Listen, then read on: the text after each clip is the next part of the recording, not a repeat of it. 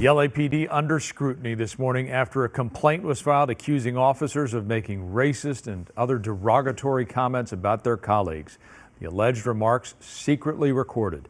KTLA's Annie Rose Ramos live in our newsroom with the details. Annie Rose, good morning. Hey Frank, good morning to you. Yeah, all of this according to an explosive LA Times investigation reporting a Los Angeles police officer working in the department's recruitment office recorded dozens and dozens of conversations for the better part of a year. These recordings revealing cops spewing racist, sexist and homophobic comments. Now, all of this according to a complaint filed with the LAPD and reviewed by the LA Times, detailing roughly 90 recordings made inside the recruiting division, portraying officers and supervisors voicing open discrimination against potential recruits and colleagues based on race, sex, and sexual orientation.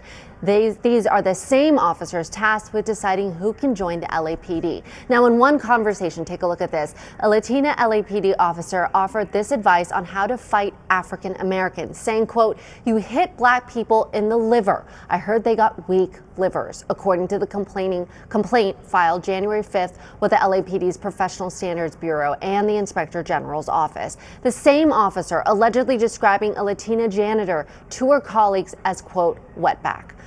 But the complaint is accusing a Sergeant Denny Jong, of leading the prejudicial banter.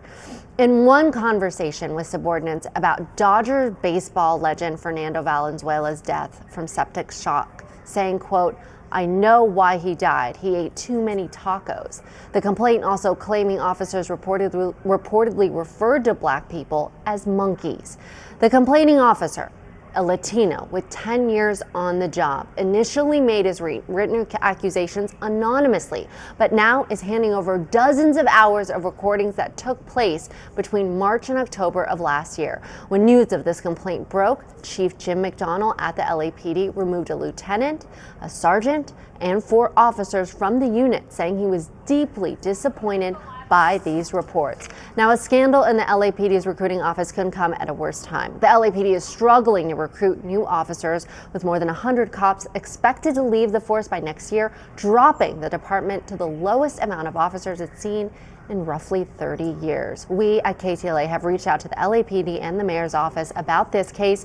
We're waiting to hear back from both.